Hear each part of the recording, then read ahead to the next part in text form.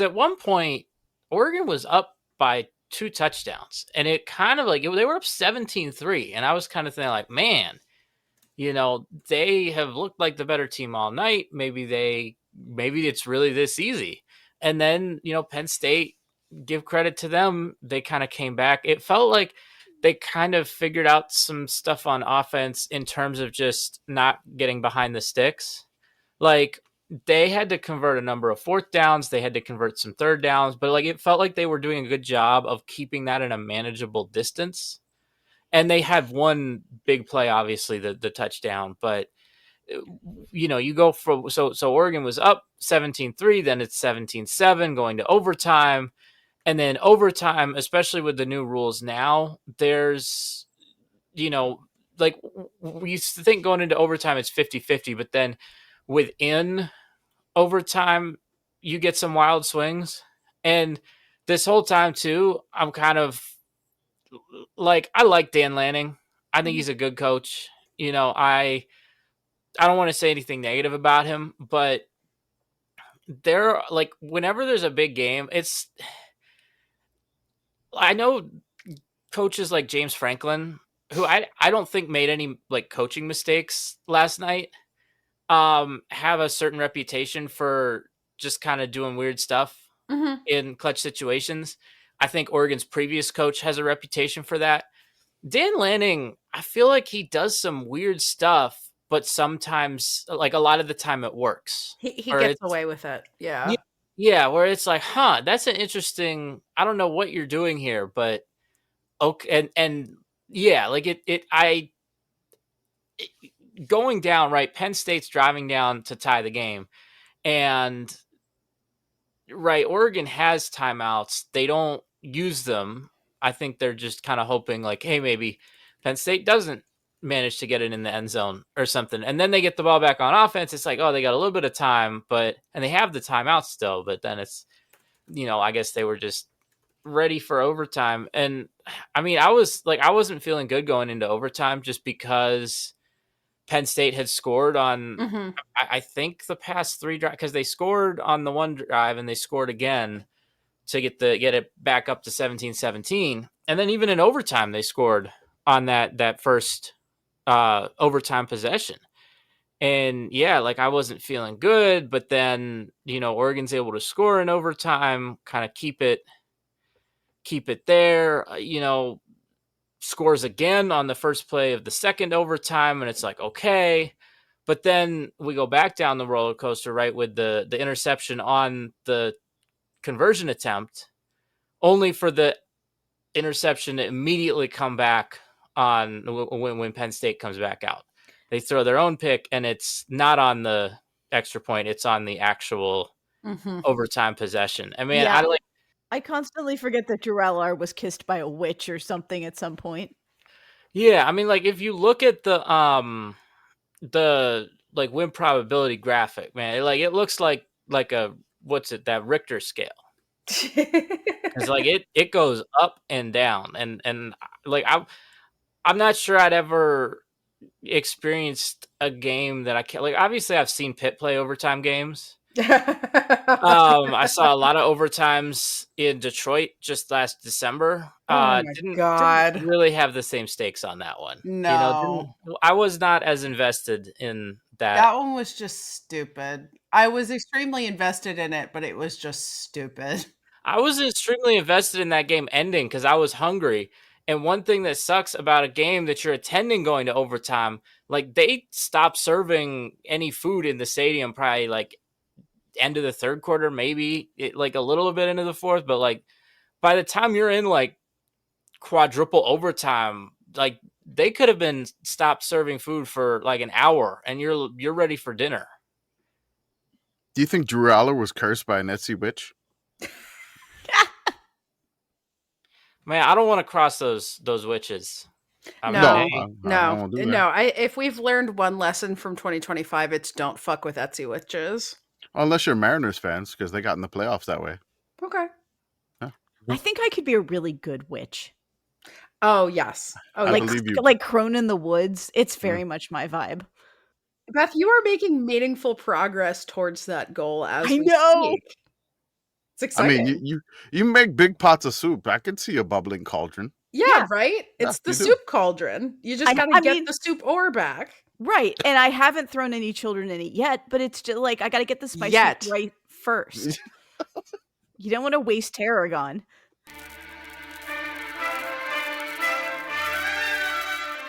Sicko Melly back for your Week 5 Game of the Week.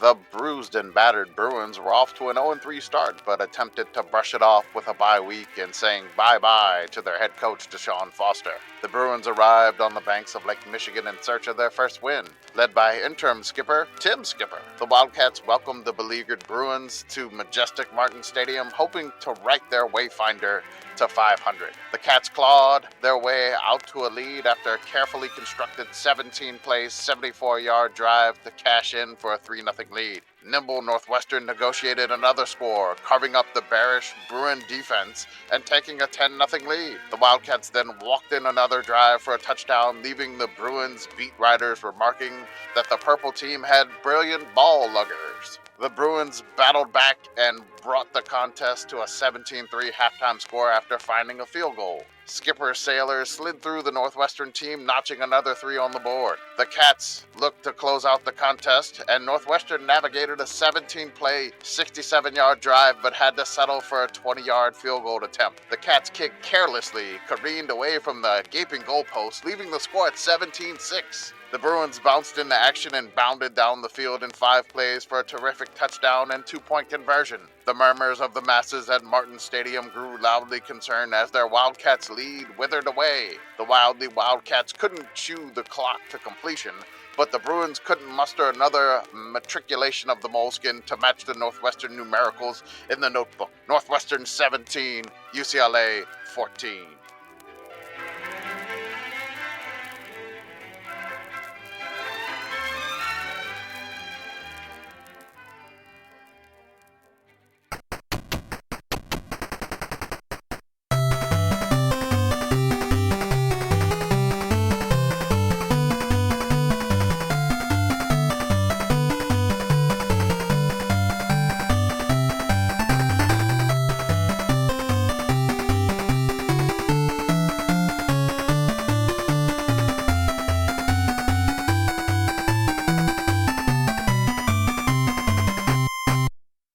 Welcome, everyone, to the Sickos Game podcast. This is our podcast for the evening of September 28th, 2025. We have just finished a great Week 5. We are here to talk about it. As always, I am Jordan. With me tonight, I have Commish, Beth, Pitt Girl, and producer Arthur on the ones and twos. Commish, how are you, sir? A glorious weekend to you. The curse of the Red Wolves is gone. Maybe ULM hired an Etsy witch. I have no idea.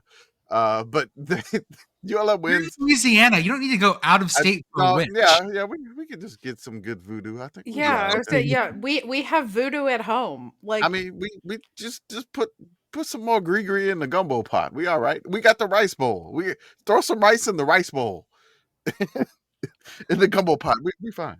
I guess my question is, why are the witches on Etsy?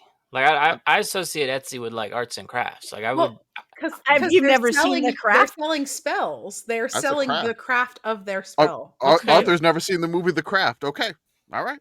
I've never heard of that movie. All right, I know. I have seen Practical Magic. How are you? So I just want you guys to know that if you Google Etsy witches, the first thing that comes up is a Reddit post from 3 months ago entitled, "Do you guys think Etsy witches actually work?" Beth, how are you? I do think Etsy witches actually work. I have memory hold as much of the game yesterday as I humanly can. Good call. And I think that's put me in a more healthy place, just a better place. I like this. I was up before 8 a.m. on Saturday at a Little League baseball game. 8 a.m. baseball game should not be allowed. Oh, yeah, no jail for those people. My son's team, the Bananas, did not win, unfortunately, but they did get a couple runs, so good for them. Not those bananas. No, these are different bananas. Okay. They're technically the Banana Splits, but they shorten it to the Bananas, which I don't like. I think Banana Splits is a better team name. That's just me. I don't know. I feel like maybe like health conscious. I could see it. some things to talk about before we get into games. We have a firing, and we have a interim hiring. Arkansas, after being turned into rendered the pork fat. understatement of the year, we have a hiring and a firing. The understatement of the year. Yes. Arkansas, after being turned into a little porky smudge by Notre Dame. I mean, they were no man, they was smoked Boston butt. Notre Dame did the thing where you like roast the whole pig. Ah, man, it was a whole hog roast, and that means they buried him at the goal line. Sam Pittman is no longer the head coach at Arkansas. They have moved on, but what we have in the meantime, you and your failure. And what did you do? You came back to me, Bobby Petrino, interim head coach at Arkansas. Thank you for not doing the voice, because I was really concerned that pause was because you were going to try and do the voice. The best part was that, as our friend Matt Brown at Extra Point said, this is just more proof we live in a post-shame society. Yep. Because, I mean, ladies and gentlemen, if you are a newer follower of college football, you need to just rewind the clock a little bit. Look at that Bobby Petrino Wikipedia page. Read some stories about how his last Arkansas tenure ended. Maybe go watch a video. There's a reason there's a meme of him in a neck brace, and it's kind of not actually a good reason. Yeah. It was just the start of the onion that came apart. So I had to explain this to my wife. I was like, have you heard of Bobby Petrino? She was like, no. The Falcons head coach? Okay. I was like, no. She had like no idea who Bobby Petrino was, period. And so like I'm trying to explain what occurred, and then I was just like, yeah, this morning he's back at Arkansas. Just make her listen to the Hagronomicon. I assume you have 2 hours for that. It goes by like this. It's one thing. Good. It's one thing to get another job. Like, we've seen people in the college sports world get fired and then they get another job, right? I mean, there are people. Yeah, we're about to talk about a guy who I guarantee you is going to do that. Not Bobby Petrino, somebody else. Yes. Yeah, there's plenty of people who have been fired for things that, not even just coaching teams, right? Like, there's at least one broadcaster that does college football games weekly that very famously was fired on air for something he said. But getting the exact same job back is what makes this kind of like, It's pretty rare. It extremely rare that the justification that I saw people making that amused me the most was because Bobby Petrino was the offensive coordinator. I bet he's probably still coordinating the offense in addition to being the interim head coach, because he doesn't seem like the type to delegate that. But I saw people trying to make the justification that, well, they couldn't put the defensive coordinator in charge because they gave up 56 points. This has been something that, I mean, the best part about this was that when they came out and talked about this, the AD specifically said in the press release that Bobby Petrino was interested in the head coaching job. I'm sure he is. How well does he have to do? I mean, what's the baseline? The schedule coming up is bad. I was going to say, let's play the schedule game, shall we? Yep. The schedule coming up is very bad. However, I think that there is also apparently some folks who want Rhett Lashley from SMU. And that's where the money's coming from. Rhett is an Arkansas boy. No, I know that. I find myself wondering if I'm Rhett Lashley, if I'm interested in walking into this particular disaster, because I don't think that I am. I mean, Rhett was a backup quarterback on, I think, behind, was it Matt Jones in the Houston Nutt team? I think so. I believe so. So like he was the backup QB, in kind of like the Arkansas Houston Nutt heyday of Arkansas, before things went off the rails there. But there is a connection. I believe he's from Arkansas too. So I mean, people have mentioned Coach Traylor from UTSA. I don't think Arkansas is going to hire Texas head coach either, but who knows what they're going to do? My question still stands. What's it going to take for you to take a ride on this certified pre-owned Bobby Petrino? So you have Arkansas against Tennessee, then Texas A&M, then, oh my God, Arkansas and Auburn. Oh my God. Oh, that's cursed. October 25th. Mark your calendars now, folks. You know, it's rare that we see a game that could get 2 people fired. Yes. Arkansas and Mississippi State. Mississippi State's looking a lot. We'll talk about what they did. We'll talk about what they did in a little bit. Then you have LSU, Texas, and then Mizzou. If they win 4, they have 5 ranked teams out of the 7 remaining games. Win 4. Where the fuck are four wins coming out of that schedule, Jordan? I don't think so. But then I don't think Bobby Petrino should probably be head coach of Arkansas again. What was interesting to me is that Sam Pittman's contract had the buyout clause in it that set the buyout based on his winning percentage at Arkansas, but only not including the COVID year, only post 2020. Yeah. And if they'd waited a couple more weeks, especially against this schedule, they could have saved like a third of the buyout money. So his buyout was, I think, $9.8 million if his overall record was over 500. If his overall record was 500 or below, his buyout, I think, was $6.9 million. So they could have saved like $3 million.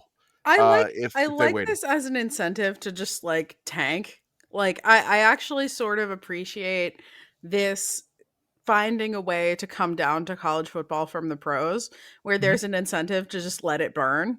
I understand that this is not great for your team on the whole, but like, you know, I would have been happy to like warm my hands over the flaming dumpster fire of Arkansas football for another few weeks. Yeah, probably smells nice. Yeah, I'm sure it smells delicious. We have another firing.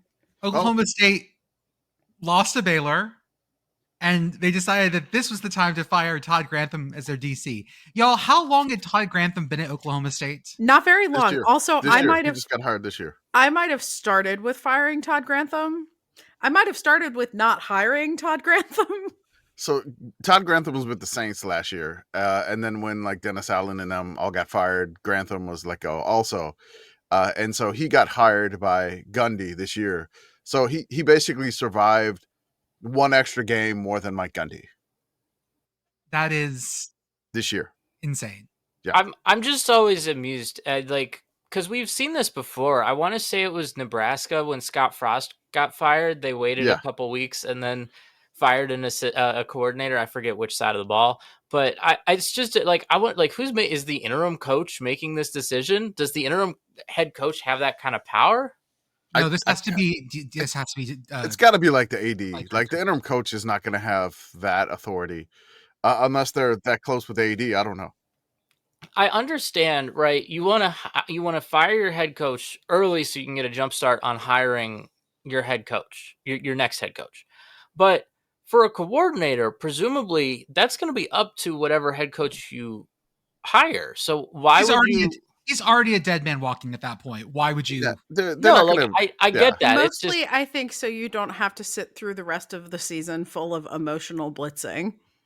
I will say that he allowed Sawyer Robertson at Baylor to pass for 393 yards and 4 touchdowns. That was kind of like that's the last straw. But like, hey, Grantham's gonna get hired again somewhere. It's just gonna happen because people make the same mistakes over and over again, and no one learns anything. Why would we learn things? It's like how, you know, when I've been doing the YouTube coach video series, like the journeyman coaches, like, you know, they have that one coordinator of the year award, like the Broyles Award. Right. They get one of those, and they're like minted for the rest of their life. Like maybe the magic will come back where he just needs a new place. Yeah, and I mean, it's like how every coach that Tom Brady has breathed on. That's right. Tom Brady was in the same room as me once, filling up his cup of water at the water cooler, which I don't even think they have anymore. But I was next to him, and he said hi, and so I'm gonna get hired perpetually for the rest of my life. That's right. Yeah, ladies and gentlemen, I'm bringing up some D3 things that I'm not sure any of you saw. Yes. I need to show you this. I did see the this. Alma Scots and the Hope. I forget what their mascot is. Hope is ahead here, 26-23. This is in overtime, and I need you to watch what happens. What we're seeing here is Hope trying to put the game away in overtime. Oh, hold on. Let me just before you start it. It's the Hope Flying Dutchman. Thank you. Nice. That That's right. explains the anchor logo. Because Yes. Hope floats. Ah. Sorry, we're seeing Alma try to put this thing away in overtime. Alma 23, Hope 26. Here's what we're going to see. Woo! So that was a lateral. Uh-huh. The refs call it an incomplete pass. What?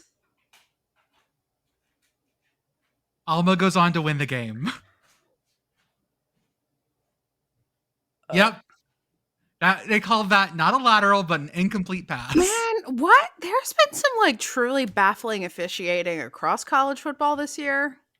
So the one thing is what I'm seeing on this replay, just looking at on the catch, is that the person doing the hook and lateral does not move. He basically does like a touch pass to the other receiver. Mhm. And so it's like he doesn't really like catch it. It's kind of like you're doing an exchange for a double play. Like shoves it. He kind of like shoves it back, and I can see why the refs did this. I hate it. I don't No, agree I with do it. not, man. Everyone I don't was agree with past it. this. I don't agree with it at all. Like, if you're going by the rule of is it a catch here, he's got to take 2 steps in a football move. Like, he's stationary, and it's a bunch of crap for the Flying Dutchman. And I'm sure they were livid. Like, if you keep playing the clip, like the coach just incredibly animated for Hope, just furious. And then It's great to Alma kill winds someone. up winning this. Alma winds up winning this in OT. This was a great week of college football, and we don't always talk about the biggest games, but I'm going to bring some of them up front. Arthur already talked a little bit about Oregon, Penn State. Pitt Girl, would you like to share some Penn State Schadenfreude here? I mean, just a little bit, yeah. I do have a lovely headline from USA Today, the national USA Today, that just reads, "The moment remains too big for James Franklin, comma, Penn State." I have Beautiful. nothing to add to this, except that also the local news cut from the end of the Penn State game to additional coverage of the Penn State game. And it was just like, this is the second most attended Penn State game ever. Also, a local kid kicked the field goal on game day. What happened during the game? Don't ask. Beth, any Penn State Schadenfreude on your side? I haven't had this much fun on Facebook in a really long time. Oh, I haven't even looked at Facebook. I should do that instead of arguing with people on Blue It's Sky. been spectacular. I like 2 of my friends were in like a shouting match about like, this is unserious football. Penn State is an unserious football team. Do they? That's the problem. Yeah. Unseriousness. It's amazing. It's just the best day. A few of them, like I caught a couple of strays, and there was like, well, what did your team do yesterday? And I'm like, doesn't matter. My team can't hurt me anymore. Yeah, I wasn't even paying attention to my team. Commish, I don't know if we'll get to Iowa, Indiana, but I know you have a big emotional moment from that game. That game ended up 2015, by the way. Was 2013 for a good chunk of that finale. There were some people who had Indiana -6.5 who had a bad day. Pitt Girl. I was the one that put the Indiana intentional safety. Oh, here. go for it. Yes. Yeah, talk about Yes. it. Put it down on your heart. Because I think somebody else also has Peacock, because we accidentally double posted a couple times. But I have Peacock, and so I nominated myself the official committee Indiana watcher. I have Peacock also. Ah, okay. That's right. Yeah. It's for EPL reasons. That makes sense. I hadn't thought That's about right. it, because I Take that, Pitt, genuinely Newcastle. only have Peacock because it was $20 for the whole year last year on Black Friday, and Pitt basketball happened to be on Peacock on Black Friday last year. Gotcha. Yeah. So what did you get at the end of the game that was so wonderful? Yeah, so this game was fantastic generally, but nobody was watching it because it was on fucking Peacock, which sucks. And there's this whole thing, and I ended up explaining this to obnoxiously Pitt boyfriend because he made the mistake of asking what I had been up to while he was out doing something else. but there were He was like, hey, Pitt Girl, what were you doing while I was doing something else? Well, I was watching Iowa and Indiana. and there was an intentional safety. And he was like, what was that? And I was like, okay, we're going to learn some things. You're going to learn some more lore about 13-9 that you definitely didn't want to know. Like, sorry, Beth. Oh, Sorry, Beth is Beth. like, Yeah. I thought your team couldn't hurt you anymore, Beth.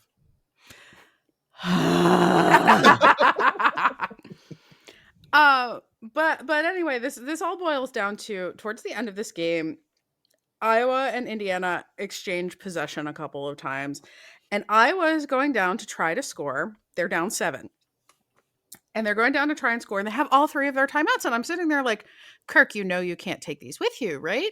And he doesn't take any of them. Nope, And he does they don't run the clock all the way out. There's like maybe 30 seconds left, and Indiana gets the ball back.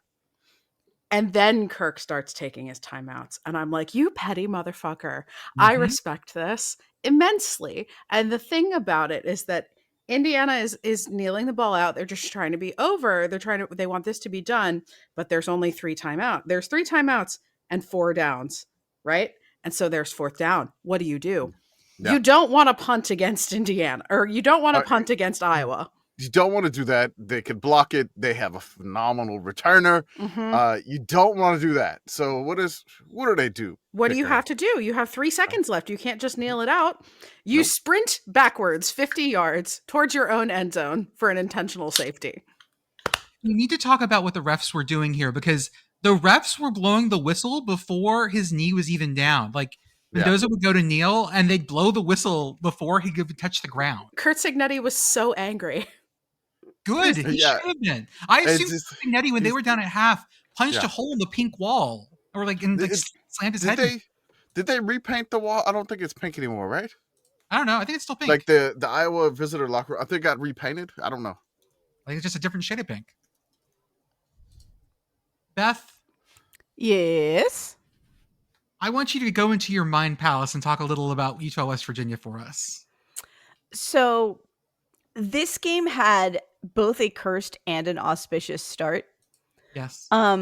My youngest brother got Puddles field passes as a surprise, Oh. and Puddles had Great. never been on the field before.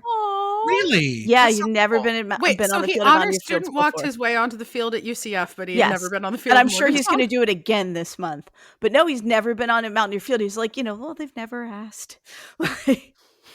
And so he went down.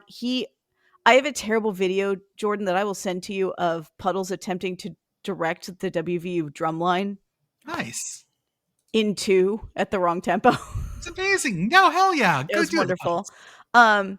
And so we took the 4-year-old niece to this game. This is her inaugural voyage into West Virginia fandom. It was supposed to be pretty nice weather. It rained the entire time. It finally stopped raining about, I want to say like 5 minutes into the 4th quarter. It was just like steady, miserable rain the whole time, kind of a That's game. fine. Yeah. So I'm attempting to explain football and like what West Virginia is trying to do to the 4-year-old. They weren't playing football. They weren't playing football, just so we're real clear. Oh, they certainly were. It's like, so which way are our guys trying to go? Which one of the blue spots are they trying to get to? To that one. Do you think they'll do it this time? They didn't do it last time. And she's like the whole time she's just super duper optimistic. She's like, yes, this time it will work. And I'm like, I'm fostering hope that I shouldn't be fostering. Like, this is irresponsible. This is also how you know that this child is related to Puddles. Yes, absolutely. She was like, we're going through the whole thing. We score the sad touchdown, all of those things. I saw, like, apparently we had a mystery 6th quarterback that I didn't know about. Jesus Christ, wow. where are they coming from? Do you have I like was an wondering infinite about hanky of quarterbacks? You just keep buy pulling them out 5 of the pocket? quarterbacks, you get the 6th one free, right? Yeah. Is that what it That's is? actually why Puddles was on the field. Oh, Oh, he still has his eligibility. Yeah. he does. He does. Yeah, can you go back and use eligibility in another sport, or once you've used your eligibility, is it lost? No, I think you it's you lost get for- other no, you get other sport eligibility because there's like a football player that came back and is like doing college golf now. Okay. Yeah, so Puddles does have his eligibility. Puddles played basketball. If Well, you've met so Puddles, there's- think about that. That's really funny. I think if you play one NCAA sport, it like there's like a clock that your eligibility expires. If you skipped it completely, like if you skipped college completely, so like if you were like a minor league pitcher, for example, like you went straight to the minors from high school. Yeah, that's what happened to the North Texas quarterback. I mean, that happened to Russell Wilson. Also, like J.R. Smith, because he was one of the last players to go straight from high school to the NBA. He was able to go back and play a different NCAA sport. He played golf. But I don't think you can, like, if you played an NCAA sport, I don't think you can then go back years later. I am incorrect. I think I'm thinking about J.R. Smith, who went directly from high school to the NBA and then walked on to the North Carolina A&T golf team in 2021. Yep. Puddles is a veteran. Does that count? Beth, who is your favorite quarterback right now? Spin the wheel of quarterback. Do you have a favorite quarterback? Oh my god. I thought the second to last quarterback that we have, and I'm not going to bother learning their names because they're like tissues in my brain at this point from their disposability. The second to last one we had was kind of fun. He made terrible decisions, but he was very exciting. Okay. At one point, my little niece was telling me that she thought it was really exciting that the people went away because now she could climb on the benches. Beth, did you see the clip? I assume you didn't, of the guy that was at the top of a section all by himself. Oh, not only did I see it, but I found him. Oh, did you? Did you give him a sticker? No, he was exactly on the opposite side of the stadium as me. Someone sent me the picture and I'm like, I think I see that guy like zooming in with my camera. I'm like, yeah, there he is. It was we're terrible. And the fact that we went back to like our little tailgate site afterwards when we were watching the Penn State game, my niece is sitting on my lap after the game and she's looking at the TV and she's like, this is fun. We should go back and watch more sports tomorrow. And I'm like, I can't believe you want to do this again. This is how you know this child is related to Puddles. Yeah. There's something genetic in you that is broken enough that you look at West Virginia football and you're like, this is something I should imbibe regularly. And I'm pleased to know that the next generation is just as broken as the rest of us. Louisville ends up beating Pitt. Pitt Girl. How did that happen? Pitt was up real big when I went into my game. What happened, Pitt Girl? So Beth, I have a story to tell you about this. You might remember how a couple weeks ago I told you about how obnoxiously Pitt boyfriend's grandparents watched the game and turned it off too soon and thought that Pitt had won the brawl. Oh, yes, you did tell me about that. Obnoxiously Pitt boyfriend's mom called us today and had a story for me. Oh, no. They turned this game on. I don't even know when. I don't know how long they watched it for. There are two separate instances in which they could have said, oh, Pitt's up a lot, they'll win this, and turned it off and watched something else. And listener, that is precisely what they did. And they thought Pitt won the game again. And I had to tell obnoxiously Pitt boyfriend's mom to tell them that if they are going to watch Pitt, they need to watch the entire game or they need to stop watching Pitt football. Okay, alternative idea. We make them a permission slip that you have to sign in order for them to stop watching a Pitt game.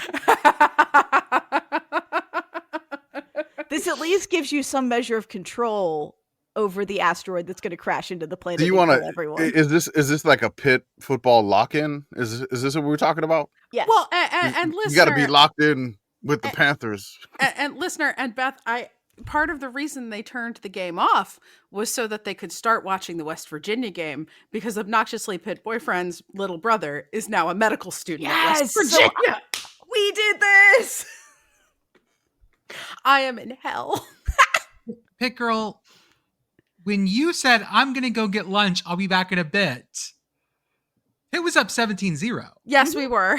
Yes, we were. And I was listening to the radio call on the Varsity Sports app. Love you, Varsity Sports app. On my way to lunch. And unfortunately, I was listening to the Louisville call because I couldn't find the Pitt call on the app. And that was when whatever happened with that one weird punt where like maybe he got blocked into it and touched it. Maybe he touched it on purpose. Nobody knows. But even the Louisville radio call was like, this is some bullshit and Pitt fans are right to be mad about it. And I was like, oh no. Oh no. Here we go. And I missed the entire second quarter and halftime. I get back like maybe was the tikka masala worth it? Was it I worth didn't get tikka masala. I got something I can't remember the name of that had like eggplant and stuff in it. It was fantastic. Okay. I truly do not regret going to get lunch and hang out with people. It was good. It was a good lunch. But I get back and we're like 3 minutes into the third quarter and I'm like, and like Pitt's still up, but they just sort of slowly blow it because they turned the ball over 5 times and gave Louisville 21 free points and were also something like 1 in 10 on third down conversions. And one of my favorite things about so many Pitt collapses is the historical reenactment angle of it. Because this wasn't really a car crash. It was more like we would like to recreate a horse crash. And I appreciate that. Yeah. It was very slow. You could see it all happen step by step. And the frustrating thing for me is that I actually think Cade Bell's offense is like the ideas are good. And it's just not working correctly right now because we don't have Des Reed. And also even so, what if we ran the ball more? Like it was actually, it was like 6 yards a carry for a minute there and we just didn't run the ball. And then defense gets tired because time of possession was like 20 minutes. I feel like the run pass split was pretty even. It just, the passing was pretty negative and that drag things down. I mean, so I looked at the numbers. Because here's the thing about this game. Like Pitt was not completely offensively inept. No, but when they scored really quickly as well. So it was like every drive was either a quick score or a quick punt or a quick turnover. They had all 3 of those.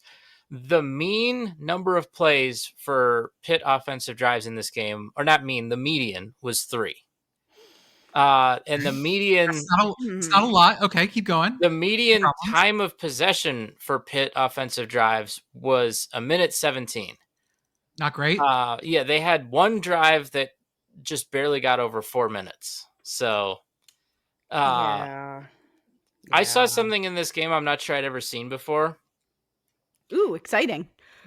So it's coming down towards the end of the game. There's like probably about 3 minutes left.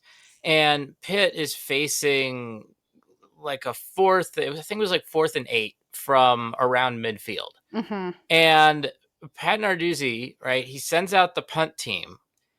Everyone in the stadium boos, and he calls timeout and sends the offense back out. And stupid. I don't use the peer pressure. Well, like I said, I don't know if the boos were the specific catalyst to changing his mind about whether or not to go for it, but I'm not sure I've ever seen a coach in a situation like that where it would even be plausible. Like I feel like I'm used to coaches, even if they get the boos, it's like, well, I've made my call, I'm sticking to it. I don't know that I've ever seen the boos actually sway the coach into going for it. That was just that whole thing was just absolutely baffling game management. And I really thought that there had been some improvement on that front, but I guess not. It's fine. Everything's fine. It's fine. We do need to talk about the Louisville equipment guy. Yeah, so, what's up with this here? Because here's what happens. Hold up. So what happens is that Pitt gets an interception. A pick six, actually. A pick six. They have a Louisville ball in their hands because each team brings their own balls. And there was a Louisville equipment guy on the sideline. They're ready to grab the ball. The Pitt guy that scores wants to toss it into the crowd. And so it gets away from him. There's a little bit of light shoving. There's a little bit of a tussle. There's another like Pitt player pushing the ball guy away. Yeah. And it was weird. And so it's like something you don't see too often. It is worth noting that Pitt does do, if you get a turnover, you get to do the turnover dunk. You get to run up and like smash the ball through the hoop, right? Yes. And so I don't know if, because the clip does not show this, I do not know if he had gotten to do the turnover dunk yet. I know that we see at the end of the clip that he does like chuck the ball up into the stands. But yeah, that was weird. I did like the art but make it sports post about it. We also got a couple of nice clips of like Eli Holstein and some of the Pitt receivers doing their little dancey dances after scoring. Thank you for clipping those for me, Jordan. That and accidentally pocket dialing one of my friends and getting to wave at everybody at the tailgate. Those were the good things about this game. Otherwise, let's all pretend it never happened. Thanks. Bye. The dude who was the equipment manager, by the way, put out a Twitter post. In case y'all are wondering, we got the ball back and took home a dub. Go Cards, baby. Cool. I feel like if you get a turnover, you should get to keep the ball. Yes. With your ball or on it. I mean, I think Arizona like actually deflates those. Yeah, they puts go. it They on go that- on yeah. the. No, on the, but it's not that ball. It's one of their balls they do it with. Yeah. I like Because- the idea of them having like it is basically a head on a spike, right? Like I like them having Mhm. the opposing head on the spike. You Anyway, want to see it with like all the logos lined up. Of all yes. okay, I know. I'm saying what you want here. Our game of the week this week ended up being a very fun game. Northwestern 17, UCLA 14. First off, I was accused of using crowd shots to make fun of like the lack of people at this game. Y'all, you have so much drone coverage of this stadium. Every like shot on the broadcast is a glamour shot of the stadium.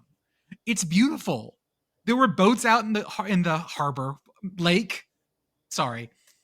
And the vibe seemed very good. Two of my favorite colored teams, purple and blue, like was a solid looking game. I Yeah. don't know how much clearer we can be about how much we adore this stadium. Northwestern, please just stay there. I understand you're spending a lot of money on a new football stadium, but like, what if you didn't? It is funny to watch UCLA backed up to like the lakeside because that's where the opposing bench is, and so behind them it's just the two giant screens because there's like Yeah. no screen over there. It there's looks like the old nothing over there. XFL at Cashman Field, that Vegas field. Yeah, Where there was just, like, it's on one side. it's weird, and like honestly, we don't care how many people are in the stands. The either it's like we're just like who was ever in the stands, that there are people no matter what. Mhm. So we're not trying to do the empty seats picks or anything like that. Oh, either. no, not at all. I No. will say I did watch them march. Northwestern march 17 plays, 74 yards down the field in 9:09. That was Yeah. not the longest drive of the week. We'll get to that, Hawaii. That You know what that you was did. they had two like incredibly long drives in this game, and both kind of ended in kind of hilarious fashion. So that's how they opened the scoring with the 17 play 909 74 yard, got a field goal. Nice. They led 17-0. UCLA gets a field goal to make it 17-3 at halftime. I want to be very clear that UCLA in the first half did nothing. Nothing. Like, to me, it was clear that Northwestern was a demonstrably better football team than UCLA. And that is a comparison I was not prepared to come out of this game with. I mean, given the circumstances, I think that makes sense. But also, I agree that it is a little bit weird of a conclusion to arrive at. Yes. It was going to be that, like, I expected it to continue in that way. But, Commish, what happens in the second half here? So in the second half here, this gets a little bit crazier here. So UCLA gets another field goal at 17-6. Now Northwestern's trying to salt the game away here at this point. Northwestern really can't get anything done on offense. But Northwestern does another 17-play drive.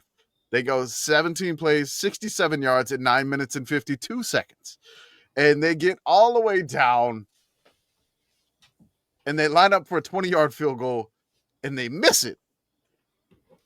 Like, So this- just weighing that thing. They God. just miss it. Like, just miss it. And then UCLA takes the next drive after missing the 20-yard field goal. 5 plays, 80 yard, 5 plays, touchdown. It's now 17-14. They get the 2-point conversion. This was, I was, if UCLA had come back on this after looking so bad the first half, I was going to jump off. The funny thing that happened after that, they tied. It's 17-14. I'm like, oh shit, here comes UCLA. They're not dead yet. So they get that touchdown.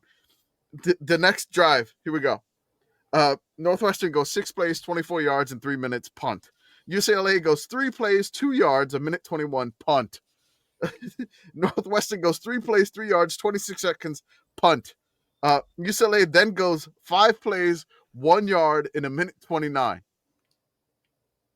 It was just like, yeah. This is their last shot they had is Nico ran for 4 yards to the UCLA 24.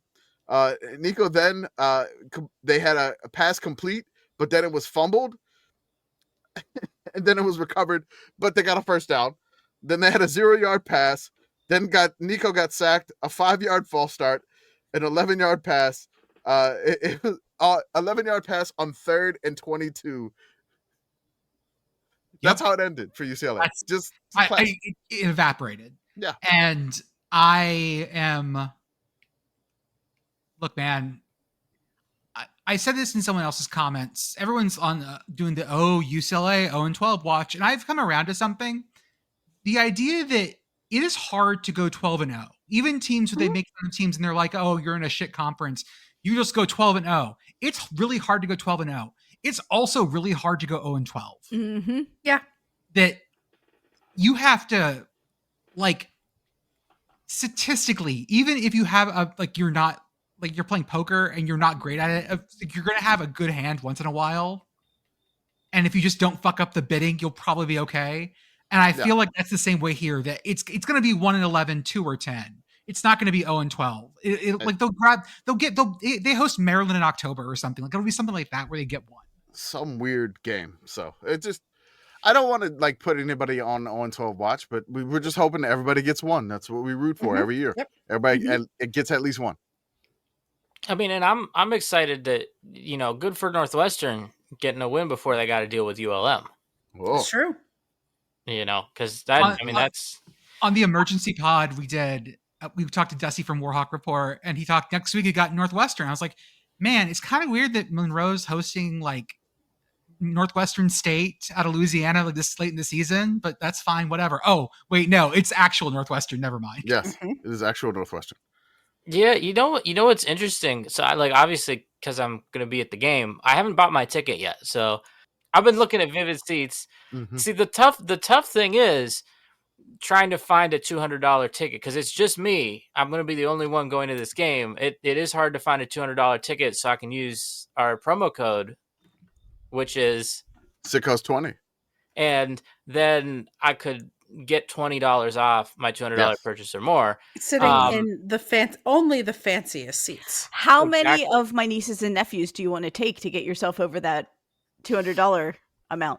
Oh, I don't know, but so I was looking at the prices between the UCLA game that happened this past week and the ULM. The ULM game is actually a hotter ticket. ULM hotter ticket than UCLA. They welcome in the Warhawks to homecoming. Oh, I want to talk about another game. This one went under the radar for a lot of people, not for us. Oh no. This is our wheelhouse. A game that was 3-3 after the first 2 drives. It was that way for the next 59 minutes and 45 seconds. I would like to read who I don't even know who put this in the show notes, but I think it needs to be read into the record verbatim. I was about to do that. Okay, that's fine. Go ahead. So we're ready to go here. So this is NIU, Northern Illinois, versus San Diego State. San Diego State wins this 6-3. So they win it 6-3. Here we go. First drive, NIU, Northern Illinois goes 16 plays, 62 yards, 7 minutes and 50 seconds. They get a field goal. It's 3-0. On their San Diego State's first opening drive, their scripted drive, they go 13 plays, 63 yards. 7 minutes and 15 seconds. So the first 2 drives have eliminated the first quarter. It is 3-3. We are now in the second quarter. Then the fun begins of this game. punt, turnover on downs, punt, punt, punt, punt, end of half, interception, punt, punt, interception, punt, punt, punt, punt, interception, turnover on downs, punt, punt, game-winning 25-yard field goal. As it Nothing says in the happened show in this notes, game. everyone's response to this game was hilarious, like it was this untouchable horror. Everyone I've talked to that even noticed this game or was just like, I don't want anything to do with this. If I see this score, it will make my team worse transitively. We're not doing this. I made the joke that this was going to be a Mountain West Classic game, but it's not because San Diego State's going to the Pac-12. You know what's funny? Like the third down conversion rates, not as bad you thought it would be here. Like, I mean, they were 5 of 15, 4 of 15. There was a team that went 0 of 13 on third downs and 0 and 2 on fourth downs. We'll talk about that later, though. Did Auburn really do that? They did do that. Holy shit. It was probably fine, right? I'm sure, yeah. Weirdly, it kind of was for a while. For a bit, yeah. Central Michigan 24, Eastern Michigan 13. I don't know if I had noticed this till the guys at Split Zone Duo had mentioned this. I haven't watched a lot of Central Michigan football, but they're running sort of option out of the pistol and having a lot of fun doing this. I noticed it. I wouldn't have watched part of this game. It's a lot of fun. No, Central's fun. They were scrappy. Pitt played them. They were also doing a thing. They have 2 quarterbacks, and it like actually does kind of work. Yeah, I was impressed by them when I saw them. Like they obviously weren't going to hang with Pitt, but okay. The head coach is Matt Drinkall. He was the Army offensive line coach. Yeah. So that's that new head coach of Central Michigan. Yeah. So like you were expecting something, and they ran the ball really well on Eastern Michigan. Yeah, 311 yards of rushing, which that'll do it. Eastern fought back a little bit, but like Central got out to a big lead. And then Eastern was able to like slow the rush down as much as possible, but just couldn't get enough points to catch up.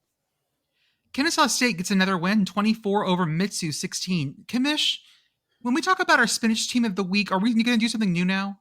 So the Spinach Team of the Week, we've been able to adjust the formula. Lord of Spreadsheets, Kevin. Typically, we would just have the Spinach Team of the Week who lost the game. Like, who lost. Basically, we just had it like, hey, who had the most yards and points on yards, and if they outgained the opponent and lost the game.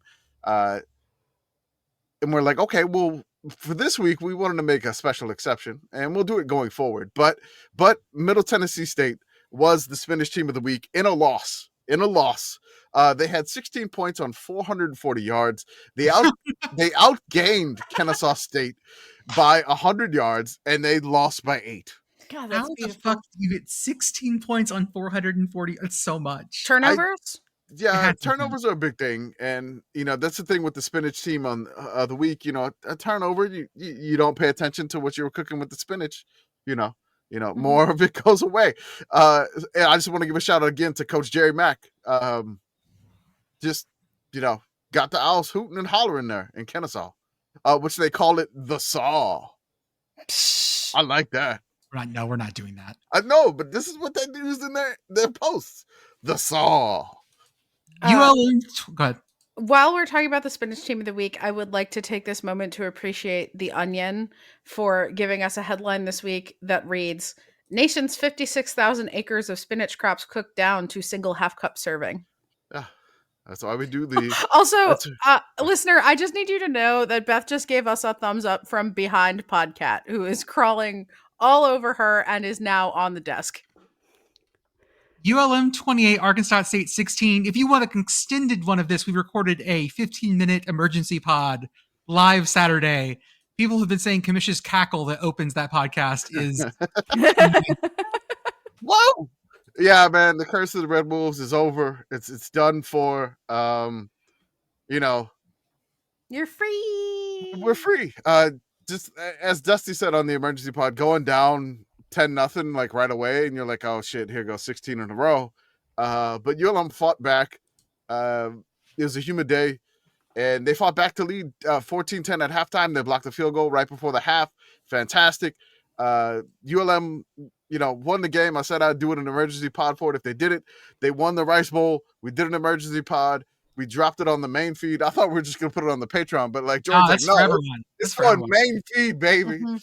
Like Everybody Patreon, deserves that. Everybody deserves it. But Did yeah, you all see an actual picture of the Rice Bowl trophy? I Yeah. did. Yes. It's a bowl of rice, people, with like rice stalks in it. Mhm. It's wonderful. I do It is. kind of still think it should be a rice cooker. Yeah, I think it's the NFL.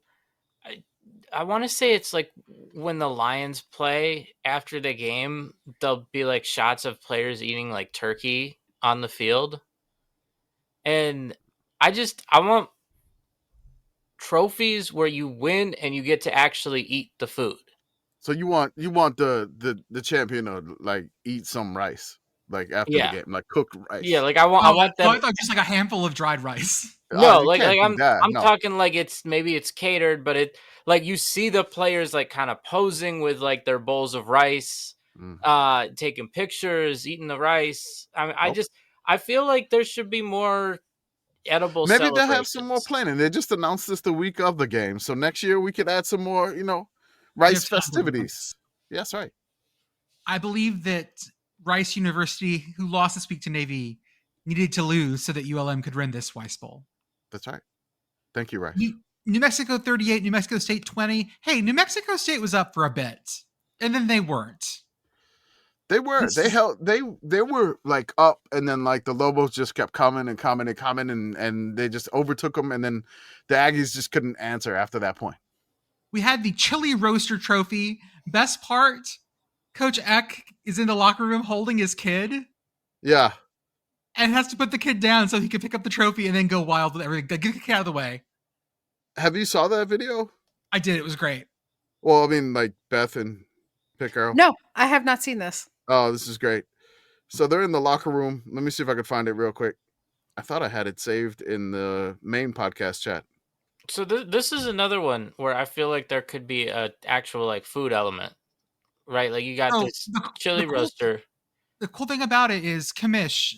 What are they going to put on the trophy for each win? So in the trophy for each win, the Lobos are going to get to add a red chili pepper to it, and then if the Aggies win, they're going to add a green one. So that's pretty like awesome. the colors of red and green are definitely going to be added in each time whoever wins. It's just phenomenal. It's a great trophy. It's perfect for the state of New Mexico, and it's just amazing. I'm still trying to find I found it. You found it? Yep. Okay. There we go. So this is the fun part. Is like Coach X like puts his daughter.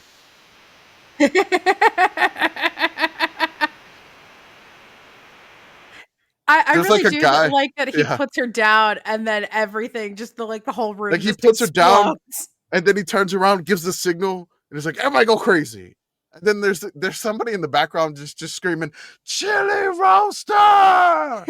Just like, it's so great. That's so good. Okay. It is great. Cal 28, BC 24. The algorithm was like, you just got beat by woke Cal. This is a Yeah. blue state. My brother in Christ, do you not know that BC is in fucking Massachusetts? I don't know that Little blue state on blue reality state hate matters. needs to happen every once in a while. This was a lot of fun. I think that this one got eaten up by some other stuff that was on at the same time. I think this was on the ACC network. Yeah. But was a lot of fun as a game. Sagapulatele, once again, one of my favorite quarterbacks, 22 for 34, 254 yards, 2 TDs, 1 int. Dude cooks. And it's so much fun to watch. Just a banger of a game. Like BC even had a long run by their running back Turbo Richard. Which is great. I'm sorry, that's not what we call him here. The editorial position, his name is Turbo Dick. We've been over this. No, we haven't. The No, we editorial haven't. position is that he is Turbo Dick. Jordan, I'm I- going to call Bridget. I was gonna Yeah. say it in Cajun style, like Turbo Richard. Oh, I like that. I like that a lot better than whatever Jordan said. The Yes. Turbo Dick, I prefer Turbo Dick. It's Turbo Richard. Let's just move on to I will not the be next Googling game. Turbo Dick, Cal although also I had do one of feel those. like it is probably an existing sex toy brand. Maybe it's from that movie where the snail was racing. So last week, Cal had the longest non-scoring drive, where they failed on fourth down. Last week they had a 15-play, 84-yard drive that took nearly 10 minutes, but they didn't cash it in on a touchdown. This week they had a 15-play, 84-yard drive, 9 minutes and 3 seconds, but they cashed it in for a touchdown. So Cal has this capability. On Thursday night, the first game of the week, East Carolina 28, Army 6. Army got stuffed. Like they just didn't do what they were supposed to. I just feel like that it was not fair that the Pirates painted their logo on the field with like the American flag. The Pirates had their pirate logo on their helmet with the American flag. It was military appreciation. And like I feel like this was just a clever 28-6 is not military appreciation. In fact, it's the very opposite of military appreciation. I feel like Army couldn't attack the Pirates because they're sworn to defend the flag, and the Pirates had the flag everywhere. This was a clever trick by those tricky Pirates. The tricky Pirates of Greensboro, East Carolina. That's right. Wazoo 20, Colorado State 3. A fun game. This, again, didn't get a lot of coverage because it was sort of at the same time as other stuff. But, I mean, Wazoo looked good. Looked better. That's good. They had the last couple weeks. We really got to figure out this Pac-2 thing this year. Someone's going to have to win that conference. It's going to be a great game. But, I mean, Wazoo got this win. And Colorado State, I don't know what's going on with Colorado State. I don't know. Like, they had an offense last year. This year, they got nothing. Nothing. A game that absolutely blew up. Okay, I need to talk about the College Football Blitz, our partner. Mm-hmm. Because they go all the way till midnight Eastern time. Mm-hmm. They go from noon to noon Eastern. And usually at the end of the night, okay, we're cutting to these like new games. Like these different games are going on. After like the evening games end, they're around for another hour or so. So they like jump around to some of the West Coast games. Listeners, when Oregon, Penn State, and Georgia and Alabama ended, there was a cavern. Mm-hmm. There were 3 games left going on at that point. 3 FBS games. Yeah, because there was no Hawaii test. We had a Hawaii pop quiz. We'll talk about that later. So they were having to go to the Sun Bowl, La Tech and UTEP. And listeners, they just come off the radio calls from the Oregon side and the Alabama side. And there was so much energy. And Stephen Hartzell goes, friends, I don't know how there is a way to change the energy here, but we're taking you to the Sun Bowl. And it's the most like, and now we're here. Okay. 4th down. He's rolled out a little bit. The most calm radio call you've ever heard after coming off of, oh my God. It was this game. It was BYU Colorado. And it was the end of Marshall Raging Cajuns. Raging Cajuns win this one 54-51 in double OT. Ooh. And so it was, let's say, coming off the other ones and then having to like cut. We're going to Cajun Field. Actually, it's Our Lady of the Lords now, I believe, field. They have a brand sponsor. But this game was such a fucking like over 100 points all over the place. An amazing thick six. The one where you feel like the entire team is like, hey, we're going to get you there, buddy. So the Marshall guy looked like he had an ambassadorship of like 14 other people. I love when thick sixes happen and you have the emotional support skinny guy. Mm-hmm. There was like this one, number 55 from Marshall, like just juked the ever-living shit out of the quarterback after he caught it. Like, his ankles broke. And ankle breaker, just an amazing move. And then like around the 20, you could tell he was starting to fade, and he was running out of like the getting closer and closer to the sideline. I'm like, is he gonna make it? Is he gonna make it? And it seemed like he almost ran out of gas, but he just barely got it in the end zone.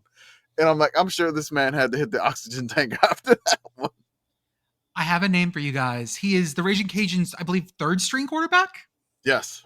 And his name is Lunch Winfield. Hell yeah. Lunch won this game for the team. We love to see it. Marshall lose? Yes, I know you do. Especially when I'm trying to drive home in a fog bank. It was a balm for my soul. We talked about Navy and Rice. We'll do another one before we go to our ad read. UConn beats Buffalo 20-17. And we had mentioned that we feel like UConn, or at least I felt like UConn is a team that plays up or down to their opponent. And then now I have proof. Now I have enough data points. I'm going to connect those dots and say that UConn plays exactly what they need to. UConn is exclusively playing bangers, and I appreciate that, actually. Like, you know what? UConn fans you are go less, out here and UConn do fans are pulling out their hair. They UConn don't fans want are this. less happy about this. I mean, No. okay, to be clear, UConn fans, I have also been you. I have been you. And I understand what this is like. But it does slap as a neutral, and I appreciate your service. Yeah, so like UConn beats Central Connecticut to start the year. Central Connecticut State 59-13. They go to OT with Syracuse, they lose there. They go to OT with Delaware, lose there. They hang on to beat Ball State, which the score it's still one possession game. And then they're on the road in Buffalo, which I think there was one of our followers said they rented an RV and they drove from Connecticut to Buffalo for this game, which I hope the drive back was much better after that. That was a crazy close game. But that basically, you can kind of tell that UConn is going to play to the level of their team that they play. They play next week against FIU, so hopefully UConn maybe get some separation here in this one. If you want the comfiest, softest collegiate apparel out there, choose Home Field Apparel. They are the exclusive apparel brand of the Sickos Committee. We wear all the fanciest stuff. So Commish is wearing a Purple Aces shirt. Evansville, shout out to Evansville, Indiana. I'm wearing my Bluebonnet Bowl Texas shirt. And ladies and gentlemen, they have stuff also. Oh, Beth, what are you has wearing? got the ride of the future. The ride of the future. The Oh, PRT. and Arthur has the Oregon corduroy hat. When you're That's too right. embarrassed to rep the team. That's And right. there are so many new corduroy hats. And guess what, listener? They're making headlines. They are really good. You need to go out and check out those new corduroy hats.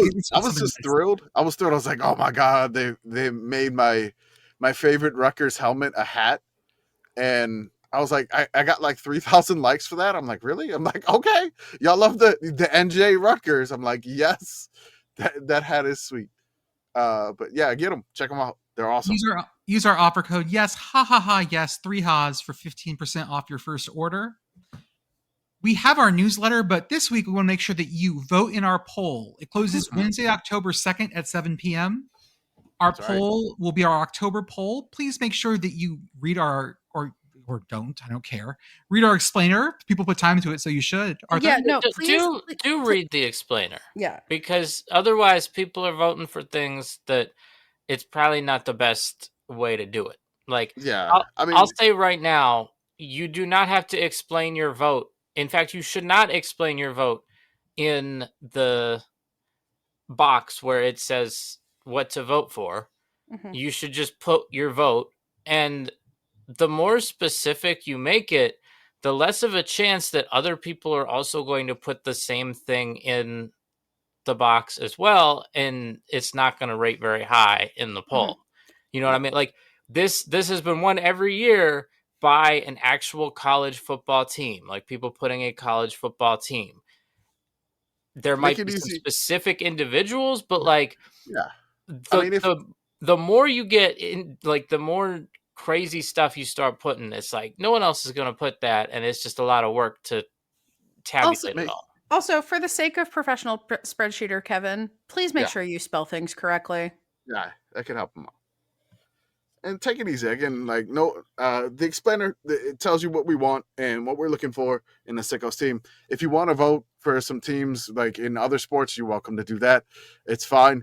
But there is an uphill battle to get into the top 30 or the top 25. We will list out all the others receiving votes as long as they meet our criteria to be shared. Mm-hmm. And again, if you want to make sure they're shared, read the explainer. And it's free. Sign up for it on our Beehive. Someday, Teal. Someday. Teal makes it every time. Yes. Teal always receives votes, which is amazing because I have never voted for Teal. Never once. If you're looking for seats for events, check out Vivid Seats. Use our offer code Sickos20 for $20 off your purchase of $200 or more. Sign up for our Patreon, $5 a month. Get access to our Discord, extra podcasts, and a bunch of other stuff too. Come chat with us during the week and on game days. Help us do research, stuff like that. Go to our merch store at sickoscommittee.org. I put out items every Saturday just to see what people like. Always get a bunch of orders. People are loving the Big Ten West Forever hoodie. Yes. I'm sorry. That is the large 9+1. Sorry, West Forever. Yes, sir. Non-copyright infringing large West +9. That's right. Whenever we get some more from Jordan, we'll make it the large 7+1 conference. We have our YouTube where we post every safety of the week that we can find, and also the longest punts. We have our Instagram where we post, makeup tutorials. We have our Twitch, and as always, shout out to Message Board Geniuses podcast. They go the places we refuse to go. Lastly, if you're out on Saturdays, use the Varsity app, free from Learfield, to listen to the College Football Blitz. It is College Football Red Zone. It is for 12 hours every single Saturday. They take you from game to game across the country, even out to the Sun Bowl when they need to. Other games of the week that were relatively interesting. Hawaii wins one off the island and at altitude, 44-35. Micah Alejado, 457 yards. Boy, cooked. Hell yeah. And Commish, this was our longest drive of the week. Yeah, Hawaii had our longest scoring drive of the week. They went 24 plays, 80 yards in 12 minutes and 14 seconds for a field goal, a 31-yarder. Yes. You know how hard that I is to love do with a this. passing offense? Yeah. This is effort. This is big effort. And the funny thing is that when they kicked this field goal, they went up 17-7. So, they still scored 20 some odd points more after this. After eating a quarter, basically. After eating essentially a quarter. This is the longest drive that I have so far of the year. I just can't get past the team scoring a bunch more points after getting a 17-7 lead. I didn't know you could do that. Yeah. Yeah. That's tough. So we get to sort of the evening of this week, and there are some big games on. We talked about Oregon, Penn State. We talked about Alabama, Georgia. I mean, even Arizona, Iowa State was on the no, that was it earlier.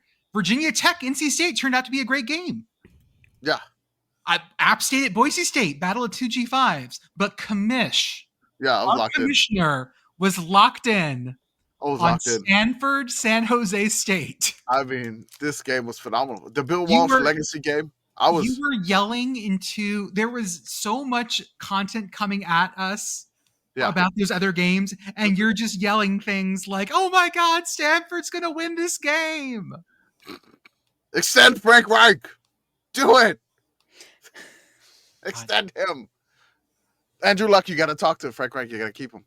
But no, this was a phenomenal game, and I was kind of focused because San Jose State was kind of dictating and I'm like, I'd like to see San Jose State win this. And, San Jose State opens the fourth quarter, gets a touchdown, makes it 26-14. They do miss the 2-point conversion, which kind of comes to get them at the end here. Why would a game that ended 30-29? Yeah.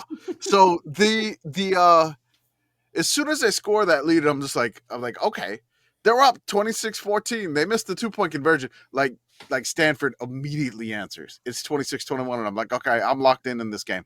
I'm not watching anything else. The sound goes to this on my quad box. This is everything to me at this moment. I'm sorry, Oregon, Penn State. It's like 17-3 Oregon, Penn State, and the whiteout with hundreds of thousands of people. Yeah, and I'm locked in. I'm locked in Palo Alto. I'm there. And it touchdown. You think you can be the commish of the Sickos committee? No, you can't. No, you can't. I'm locked in this game. So great. San Jose State drives. They go 10 plays, 62 yards in like 4.5 minutes, and they get a field goal. They had to settle for a field goal, so it's 29-21. So it's an 8-point game, And Stanford does this funny thing here. They go 5 plays, 54 yards in like 2 minutes. And then Frank Reich decides to kick a field goal.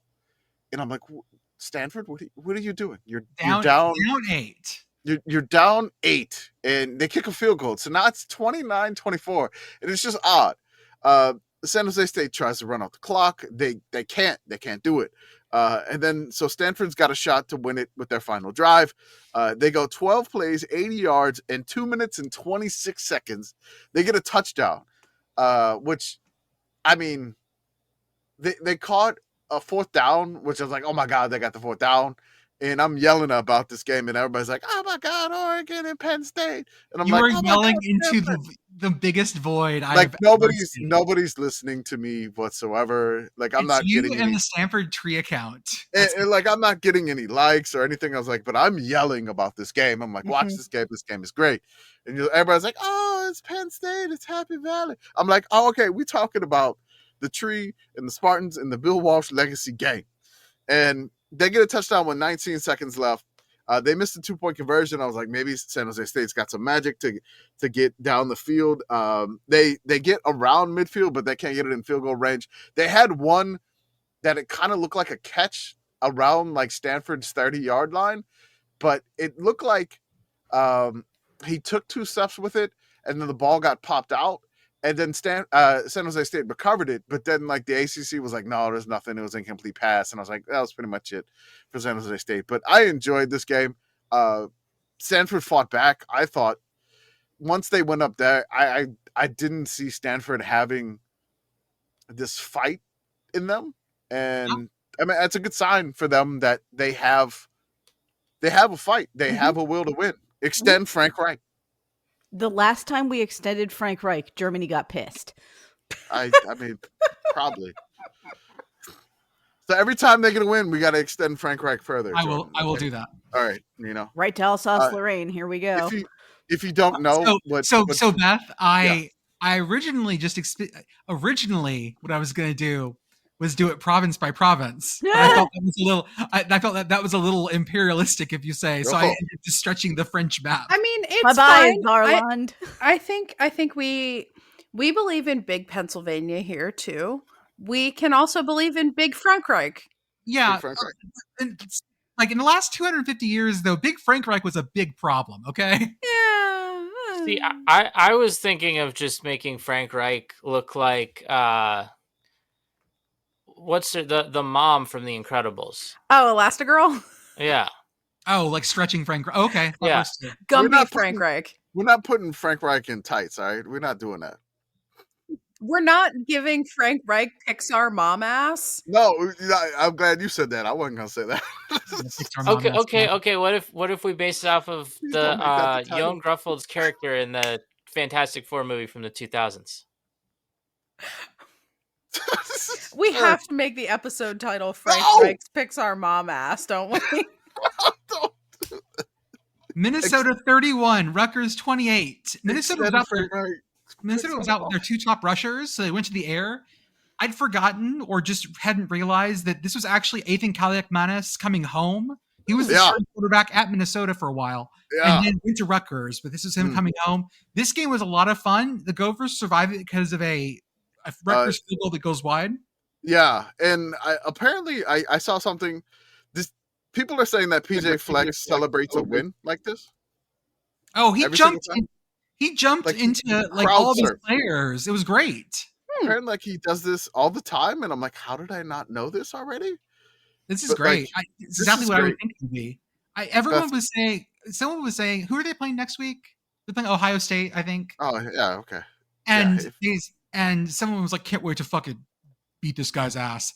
Y'all, PJ Fleck is just the most coach-ass coach in the world. If he were your coach, you would probably love it. Yeah, I mean, he used to be a high school teacher. You can tell. Leave PJ Fleck alone. He's precious, actually. Like he was a member of Offspring. I did see the one highlight from this game of the snap just going right through the quarterback's legs. Mm-hmm. Yeah. Kind of unfortunate. This was a banger of a game. Like it was a back and forth game in Minneapolis. It was. If you were there, if you were a Gophers fan, Rutgers fan, this game was phenomenal. 31-28. Just a Big Ten banger.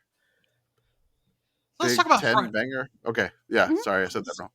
Let's talk about Friday night real fast. We had 3 games on Friday night. What a night. Yeah. Oh, what a What a night! night. Thank you. Sorry. This was like, hold up, I lost something. Uh-oh. Like so we had 3 FBS games on Friday night, Mhm. and all 3 games Were had awesome. double-digit blown leads. It was great. It was So a great Friday night. I don't want to, we won't take them quite in order, but I will start with Houston and Oregon State. Houston wins this one 27-24 OT. Oregon State slides to 0-5. Some of the Yeah. closest things. Oregon State had the most block kick I've ever seen at the end of this game. Yeah. Like 3 Houston guys could have had their hand on that thing. Yeah, Oregon State still has special teams problems, unfortunately.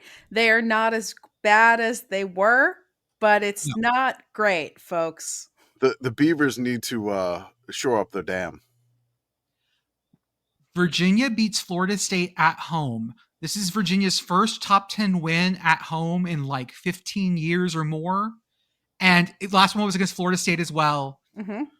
You don't just waltz into Charlottesville and win the Jefferson Epps Trophy. I mean, no, I'll skip the joke. This Hey-o. is the largest. Hey.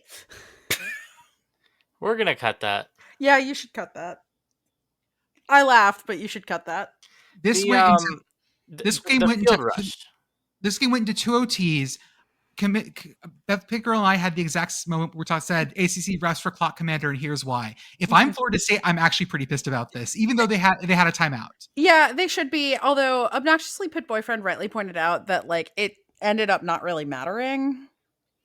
So But- Virginia forgot they had to go for 2 in the second OT and sent out the extra point unit, but the refs didn't start the clock. And so you basically had time for that whole thing to get off Well, the they field. started the play clock, and then they were just like, "Oh, we're just going to reset it." And it Yeah. was just like, "What? But yeah, they no. gave them a freebie they shouldn't have gotten. Make them burn the timeout, or yeah, that was a freebie." I was like, not. They shouldn't have. Make them burn that timeout. But I mean, again, they still could have got the 2-point conversion. Fine. But like, make them burn the timeout. Like, everybody started theorizing after this. Was like, do the coaches not know that the overtime rules have changed, and that's why nobody goes for 2 in the first OT? We got to make them No, they're watch the just Cheez It OT conservative. explainer, which I hate. They're just So- being conservative. What really made this beautiful is that right before this happened, in one of the group chats that I'm in, I made a joke about how much the announcers were telling us about the overtime rules. Mhm. Because if I was not watching this game on TV, I was listening to the Florida State radio broadcast, and they do a phenomenal job. But they were repeatedly saying, like, now it's the second overtime, so if they score a touchdown here, they're going to have to go for 2. And Mhm. and the Florida State radio broadcast they said this a lot. The reference I made in the group chat was comparing it to the movie Over the Top, where they explain the arm wrestling rules over and over again in the movie. But apparently there are people out there who need the explainers still. So I guess I can't make the joke. At the end of this game, Florida State goes up for was it the touchdown or was it the 2-point conversion? I don't remember. I think it was the touchdown. I want to say it was I feel like it was 4th down. Okay, so they go up for it, and It was a 4th down touchdown. It was a 4th down to tie. They were trying to get the touchdown Yes. to have the opportunity to tie. Yes. Virginia knocks it down. And throughout this whole thing, on that side of the field at Virginia Stadium, Yeah. there's really no barrier between the hill and the field. It just sort Nothing, of it's just slopes down to the field. It's And just a the hill. student- Yeah. And the students have been organizing on this hill since like mid 4th quarter at this point, at least. And so there's just this sea of humanity standing. Yeah, it's just the whole like game. the grass just extends up basically. Like Yeah. if you've ever been to the stadium, it's like one of those stadiums where there's a U and there's an open end, and the open end like is just straight up open. Like there's not any sort of infrastructure there. It's just you can just run right on. So a lot of like the big SEC stadiums, you'll see people getting eaten by hedges. No hedges in the way of the crowd on this night. Nothing. No.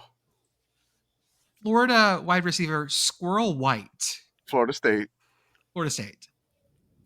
The ball gets knocked down. He hits the ground for maybe a millisecond, and the Virginia student section is on the field. Yeah, somebody timed it, and they were on the field within a quarter of a second. This is our friend JM on Blue Sky. JM with like a bunch of numbers that I can't remember all the numbers. He timed it. It was like 0.24 seconds. And he had slow motion, yeah. He just like Squirrel White ends up getting enveloped here. He's and okay. He's fine. There were proof of life videos afterwards. I will say that not to yuck everyone's yum on this one and not to get into the discourse, but I think the idea that like, okay, we can all rush the field, but we need to wait like 30 seconds or a minute is probably the best way to deal with this. Yeah, I mean, so I have a couple thoughts here, and one of them is maybe that. The other one is that you don't tend to see students instantaneously on the field in the way that you did at Virginia, because there is usually some sort of infrastructural barrier that prevents them from getting on the field so quickly. You're not counting on like the barrier of the judgment of 18 to 22-year-olds. Yeah. And so like, I don't know, Virginia, plant some bushes or put a little like hip height wall thing there or something. It's fine. Like at a lot of other places you'll see the student section like carefully lowering themselves over a like 6 foot drop, like something like that just sort of slows the process down, I think is also fine. I enjoy a field storming. That one was kind of scary. I am glad that Squirrel White is okay and that everybody else is okay, because the Virginia DB was also on the ground. Yeah, on the ground right there. Yes. Right there. I think that Virginia has an opportunity to design something unique. Like, I mean, we could be doing some sort of steeplechase. It could be water on the other side of the moat. We'll do like we will donate a whole bunch of our little garden flags to this just for an additional obstacle. I like the idea of field rushing obstacle course. Yeah, maybe it's like an American Ninja Warrior course. Like you gotta rush up the wall to get there. Make them do the 3 balls from Wipeout. Gotta do the salmon ladder where you have to do the little climb thing. Yes, or like the practice thing you got to go through to go ride your dragon in Fourth Wing. Yeah. Maybe put a TSA checkpoint in. They wouldn't waiting be there to for go through the hour. metal detector so then you can rush the field. You see like 2 of the Virginia students like, I'm sorry, I have PreCheck. Just like, I got field rush PreCheck. I bought this at the beginning of the season. I believed in my who's. I'm a frequent field rusher. The CFB campus tour has field rush PreCheck. Yes, he was there. He rushed it. The CFB campus tour video was crazy. Like you got stomped. I'm like, there needs to be some sort of. He was on the hill. I want to say this is I think Jason Kirk had one of the best ideas. Like if you're gonna allow the field rush, do like a countdown to the field rush. Like, hey, let everybody get off safely. Same with the basketball court storming. You want to storm the court, you got 10 seconds and go like 10. No, everybody does a countdown and then go crazy. But make sure everybody else gets off the field or the court safely. Because if basically these people are going to, storm the field to do a middle finger and take a TikTok of like you flipping off Florida State quarterback Thomas Castellanos. I think Castellanos should get to be able to swing his helmet. I mean, I'm glad that you're on the grass. You're on the grass. It's equal footing, buddy. Yeah, yes. I don't necessarily disagree with that. I do think that guy was like a very Virginia student, and so it's funny that it happened. Yeah. I don't endorse it, but it is funny. No, it was just like, what are you doing, man? No, the thing that I was thinking about in this, and people were talking about it too, because we saw it happen twice last year, is an obnoxiously Pitt boyfriend asked me about this because he watched the last like 10 minutes of this game with me on Friday night. I was like, what happens if there is a penalty on this play? And it's like, well, they have to get everybody back off the field. And we saw that at Arizona State and also during the Liberty Kennesaw game last year. And the best one was the Liberty Kennesaw one because I remember people very orderlyly going back up the stairs into the stands. The Arizona State one, they only got half the field. They were playing half court. No, they just shoved them all back behind the end zone. Yeah, it was nuts. So, I mean, if you're going to storm the field, and I see why they're trying to fine everybody for it, but I was like, there's still got to be an element of fun to it. And a countdown idea that Jason Kirk had is a good one. And that works in the ACC too, because the rule for the field storming, and I don't remember the details about it, but it's written in a specific way that allows for Clemson fans to do the Clemson fan thing. Yeah. And so if another team, would like to create some sort of protocol for a less Clemson field storm that includes making sure that everybody's off the field, you can do the field storm for free.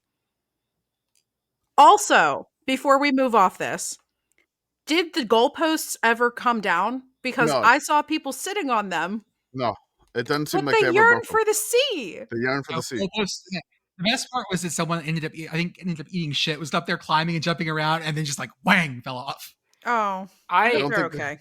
I don't think UVA students are necessarily a goalpost tearing down. No, all the engineers go to VT. Yeah. They could have brought that thing down like a fucking obelisk.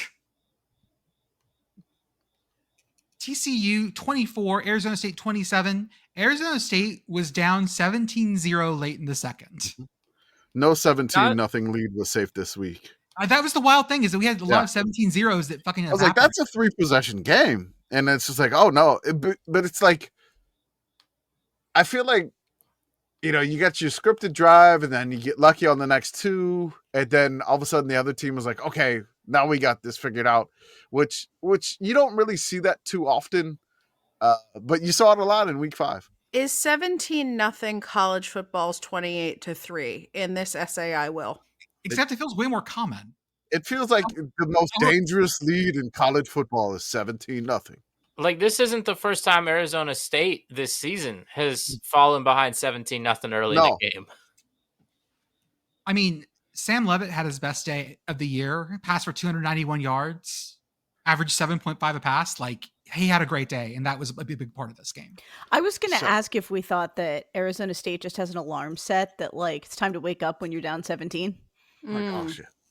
I mean, it's the multiple alarms. Are like, okay, I can wake up, I can snooze here, I can do this 10-7. here. Oh, snooze. 14-7 snooze. 14-7 snooze. Like, 17. I gotta wake up. Yeah, this is the one with a different ringtone that's labeled "Leave, you're late." We talked a little about this one earlier. Notre Dame 56, Arkansas 13.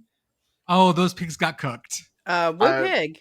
Yeah, I wanted to mention one more thing for TCU in that game. Shout out to Ethan Craw, longest punt of the week in Division 1, 69 yards. Nice. This game was, Marcus Freeman was so in his hat. The fucking onside, the fake. The fake punt when it was 42-13. Yes. Ooh! Like, what did Arkansas do to deserve that? The most hatery shit you can see. Just they know what they did. I guess, man. It was like, well, clearly it's beef from the previous time these teams had played. Clearly, right? I assume. I mean, I would not call it beef. I'd call it pork. But yes. No. Hit the 3-pointer button. 3. Jordan, you're slacking on the No, not that one.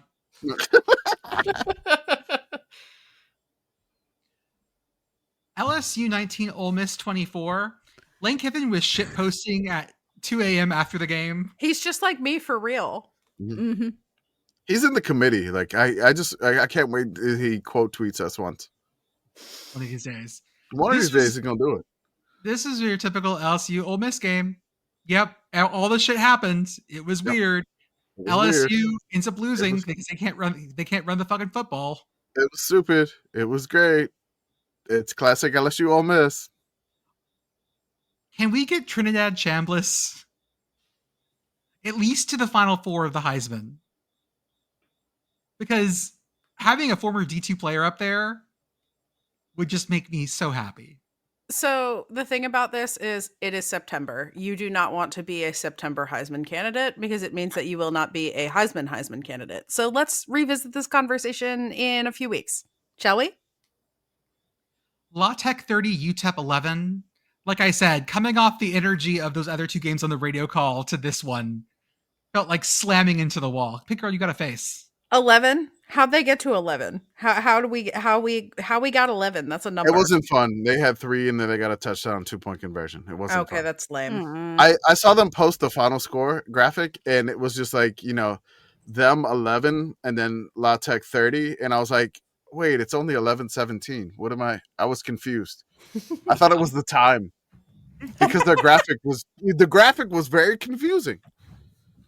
Speaking of time, JMU 35, Georgia Southern 10. Everything I'm hearing from folks in Statesboro has basically been saying it's time for Clay Helton to move on past this job. It's 11:30 for Clay Helton. Yeah. Tulane 31, Tulsa 14. What do we call this one, Commish? The Battle of what? It's the Battle of Color. Oh, sorry, I have it here. The Green Wave win the Battle of Color-Based Weather Phenomenon. And the Green Wave kind of handled their business. And Tulsa was trying to do the stupid thing where that Tulane normally lets happen. And Tulane was like, no, I'm not going to let you, kick a field goal or get, like, a late touchdown. Tulane held strong, and they went on the road. Like, Tulsa is normally a house of horrors for the Wave. And they won this one handily, 31-14. Kansas State wins a game. An FBS Yay! team. Yay! They beat UCF. They beat them 34-20. And Kansas State fans are in such a bad place right now that they weren't even very happy. Like, fuck it. Nothing matters. Whatever. Doesn't matter. It's like they were all upset. And they're just like, UCF sucks. Godfrost sucks. Yeah. UCF, and so they're probably coming off the high of beating Bill Belichick. So I was like, as soon as I posted the first K-State highlight, they're like, whatever, nothing matters. The season's over. And so every time I posted, K-State fan is very. I was like, funny every to me. time I posted a K, I'm like, I'm sure K-State fans may be happy with the 75-yard touchdown run. Fuck it. Fuck it. It's like, no, it just sucks. This is bullshit. I I hate guess this. I guess we're at the point now where a lot of not all of them, but especially the ones that are online, are like my age or a little bit older, and they don't remember that K-State used to suck shit and historically used to really suck shit. And so it feels like this is for me, I have this going on in my life right now. Like, this is the New Orleans Saints. The Saints suck right now. They're 0-4. They're awful. And the normal Saints fans that came around when the Saints and probably won the Super Bowl in 2009 and know nothing but Drew Brees and Saints history with Sean Payton. Now they're like we suck. We need to rebuild. We have to get through our cap hell. And all the Saints fans now like this team's awful. I can't be like bitch. I lived through Mike Ditka. I lived through fucking our quarterbacks were 2 Billy Joes, not the same one. There was 2 different ones. There was 2 different Billy Joes. There was Billy Joe Hobart and Billy Joe Tolliver on the same fucking team. Never Mike go Ditka. Billy Joe. Never go Billy Joe. You can never do 2 Billy Joes on the same team as your quarterbacks. You can't do that. Billy's Joe. Billy's Joes. And so I feel like maybe K-State has got a little bit of that. Like the elder K-State fans, the ones that are around my age or older,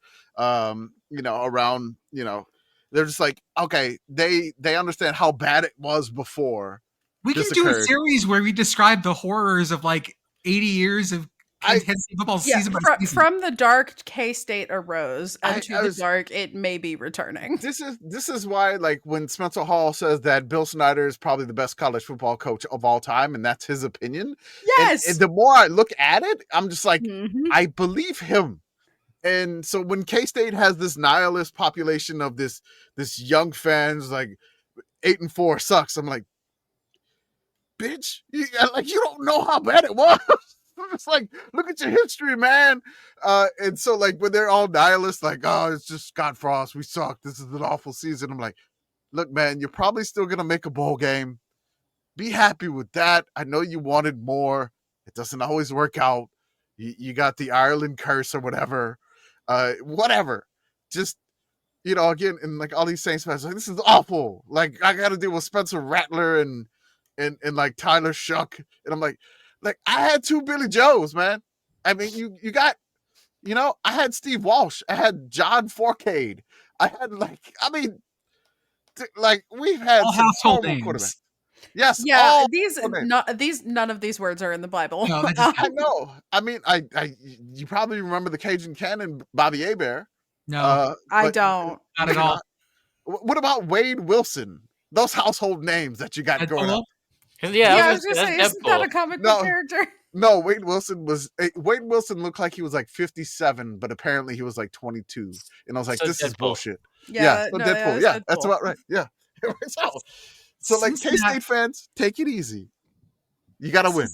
Cincinnati 37, Kansas 34. Cincinnati's 3-1 and not bad. This might save Scott Satterfield's job again. Scott Satterfield, like I feel like Scott Satterfield was like the coach or that player in baseball that's in a contract year and he just performs really well, just enough to either get an extension or to move on and get paid in free agency. He's so good at just barely not getting fired. It's honestly impressive. Do you want to see a coach that might have had his lowest point so far? Virginia Tech 23, NC State 21. This might be the low spot in NC State football in recent history. Dave, what are you doing, Dave?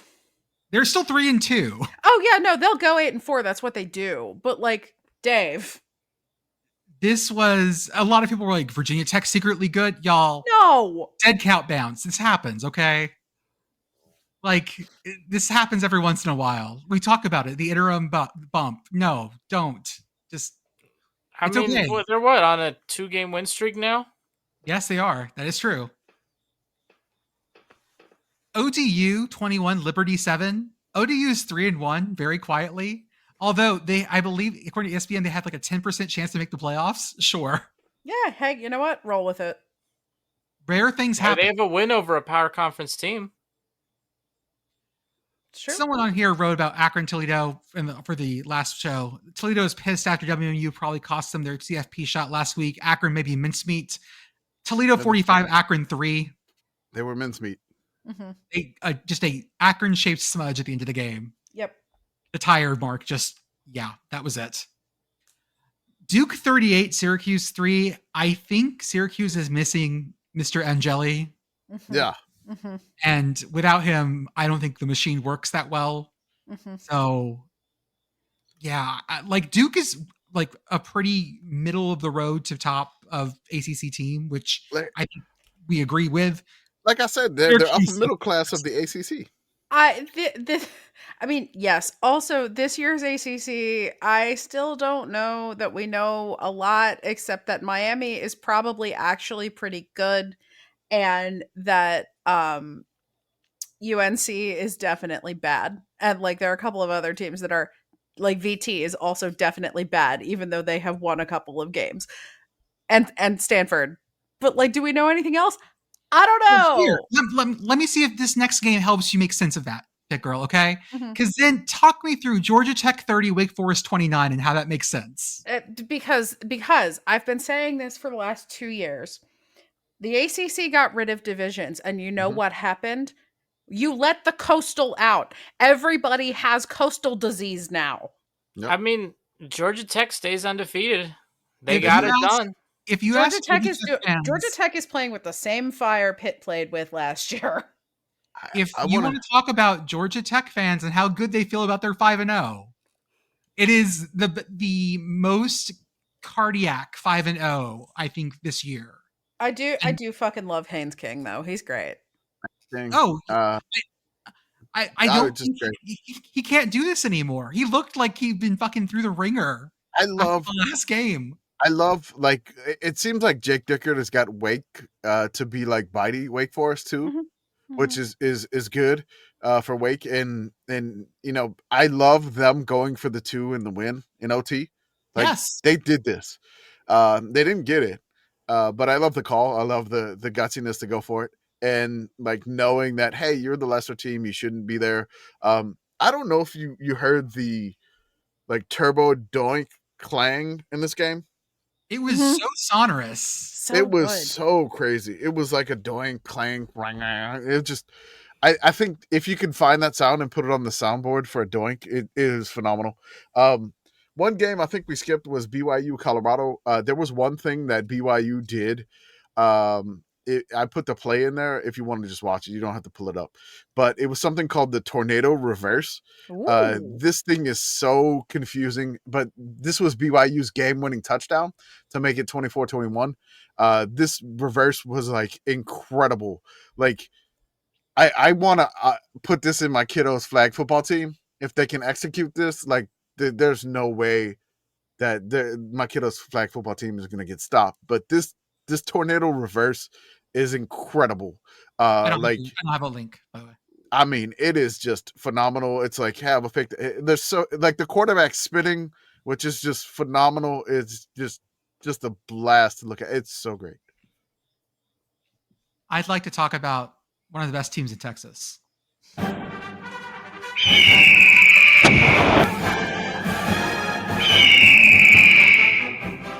It's a jaunty song. Yeah, no, this is great. I genuinely like this, as opposed to when you play the Texas one and I just have to boo at it.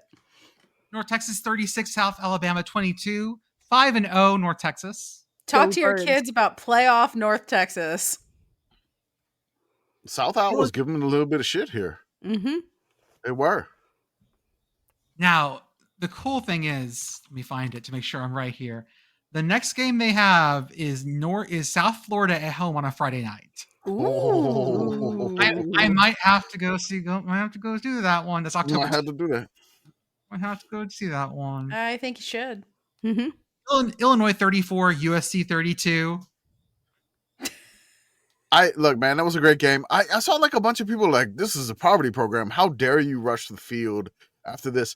I'm like, are you kidding me? Like, this is the first time that Illinois like had a quarterback run, throw, and receive a touchdown in the same game since Kirk Kittner in the 1999 Micron PC Bowl. Shout out to Luke Altmaier for doing that in a game. There's a reason why Illinois football has to like dive back to the old red grain stuff. They don't have a lot of history to go to, guys. No, I mean, leave like- Illinois alone. Man, the last time Illinois was good, Juice Williams was there. Like, leave them alone. That was 2007. They went to the Rose Bowl with Ron Zook. This was also a big game. Like, this was big 11 a.m. Saturday. Yeah. It was. On It Fox. was. Let 11 a.m. Illinois have Central. fun. They've earned it. Vandy 55, Utah State 35. Game day is headed to Tuscaloosa for Vandy at Alabama. Oh, boy. It's not going to be the same. It's We're not, gonna but it's get going to be after that funny. magic. It's still going to be funny. They're gonna have to walk the goalposts a lot further. They are. True. Memphis It's is secretly 5-0. I don't know about secretly. Like, Quietly.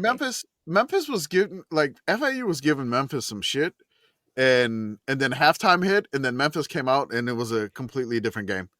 Like FIU was giving Memphis some shit. FAU. I was like FIU, whatever. The Owls were giving them some shit. But Little pellety shit. yeah, a little bit there. They were giving a hoot in the first half, but the second half they stopped hooting. Auburn 10, Texas A&M 16. I have several things I want to talk about this game. Let me just read this real quick. I already mentioned this. Auburn had 9 first downs. On third down, Auburn was 0 for 13. On fourth down, they were 0 for 2. Texas A&M had 21 first downs. On third down, they were 3 for 14. Total yards, Auburn had 177. Texas A&M had 414. So the Spinach Team of the week in a win was your fighting Texas Aggies. I'm so glad I didn't watch most of this game. But it is nice to know that there was at least one team who did worse than Pitt in terms of third down efficiency this week. So Yeah. thanks, Auburn. Thank you, Auburn. I like that you root for both. Yeah, I'm having a great time. Sorry. Can we get that motherfucker fired yet, please? I'm sorry you failed on third down. Need to talk about the Texas A&M police account, one of my favorites. A new I love it character on- dropped this I- week. God, anytime there's a Saturday, like follow this account. We have a new character this week. Public Ooh. consultation. Okay. Wife wasn't able to walk without assistance. Released to sober husband. Hell yeah, Whoa. sober husband. We love you, sober husband. I said this on Blue Sky, but I very much am picturing sober husband as the Aggie version of obnoxiously Pitt boyfriend, who's just like there looking at drunk wife, You're being like, screaming, just dragging. it's like, why are you like this? This isn't what? I came to A&M to become a vet. Like, okay, you want me to go to the football game? Okay, sure. And then the wife is just like, go Aggies, wee! And that's, I mean, I've met couples like that in living here, so I can see this happening. But it's just funny that this is kind of like the first instance of sober husband. This is a win for feminism. It is. Yes, is this feminism? Give Aggie them- wave feminism. That was good. Next one. Subject had difficulty holding 3 Coors Light beers in waistband. Ejected. Well, Yeah. you gotta have 4. You gotta balance it out. I want to say this. I love cargo shorts because the last time I went to ULM in Texas, not with you, Jordan, like way back in the past in like 2009, I had 4 beers in my cargo shorts, like 2 on each side. And I pointed the person to my shirt, and it was a ULM shirt. And I went like this and spread my arms out. And I was like, we got no chance today. They didn't even bother patting me down the cargo shorts. And I had the 4. They let me walk in with the 4. Yeah, this is just a rookie move. We got to have balance, folks. It's got to look the same on both sides. Oh shit. Cowboys Packers are in overtime. Oh God.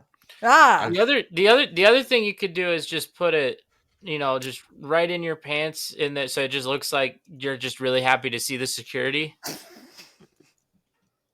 Sure, Especially- we'll leave that in, but my turbo gets cut. No, Turbo Dick is also staying in, sadly. You want to use one of those like aluminum bottles so like it's the right shape. Here, I'll show you. Grabs little stick the person has. Clang, clang, clang, clang, clang.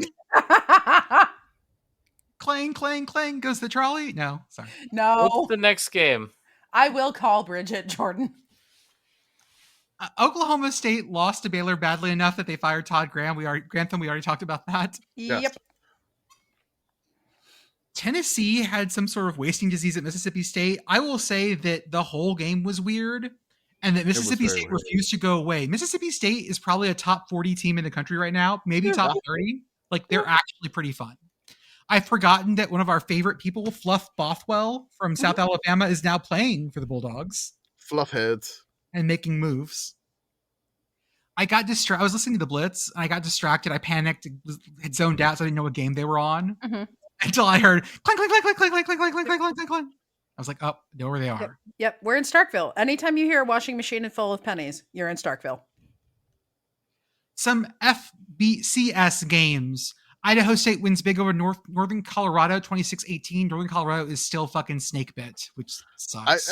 That's a big one for the Big Sky because it was kind of a bit of a measuring stick because Northern Colorado fighting for some wins. Idaho State was able to go to Greeley to get the win over Northern Colorado, which is like, okay, Idaho State had a big lead and they were able to hang on. Good for the battling Bengals up there in Pocatello.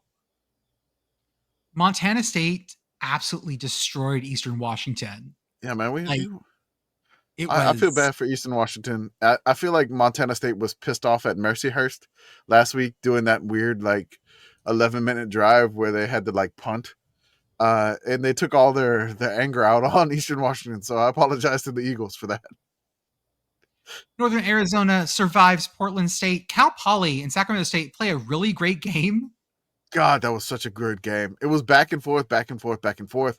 Cal Poly took the lead, and it was like 32-21. Sacramento State got a field goal. Now it's 32-24, and Sac State's trying to tie it, and Cal Poly just can't close it out. Can't close it out.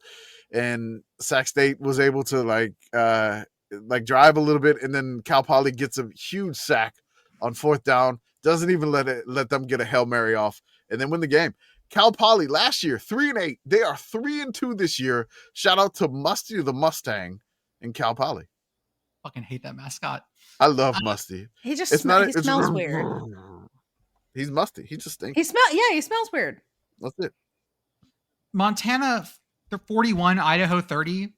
Montana is a legit playoff contender this year and could make another title run. They're very good at this. Idaho is also very good. They're not quite in the league with Montana. I just feel like this game, like whoever was at home was probably going to win this game. I think Montana would have won it even in the Kibby Dome. I think so. It may have been closer because I feel like Idaho was rattled up front in the beginning, and then Idaho finally got their feet underneath them in the second half. But the only thing is, like, the Grizzlies' offense was just like Idaho couldn't stop them, they win. I think that goes wherever that happens. I think that's what ends up happening. Yeah, I will say there is the quarterback for Montana.